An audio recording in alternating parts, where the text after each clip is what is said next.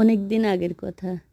এক জ্ঞানী শিক্ষক তার বাড়ির পাশে একটি পুরনো কূপ কিনলেন এক চতুর আইনজীবীর কাছ থেকে। চুক্তি মিটে গেল, দুপক্ষ খুশি মনে বাড়ি ফিরলেন। কিন্তু দুদিন পর সেই আইনজীবী আবার হাজির হলেন শিক্ষকের দরজায়। চোখে মুখে কুটচালের হাসি।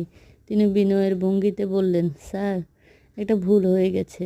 আমি তো আপনাকে কূপ বিক্রি করেছি বটে, কিন্তু কূপের পানি বিক্রি করার কথা তো চুক্তিতে উল্লেখ ছিল না। আপনি যদি পানি ব্যবহার করতে চান, তার জন্য আলাদা করে মূল্য দিতে হবে। শিক্ষক মৃদু হেসে চেয়ারে হেলান দিলেন।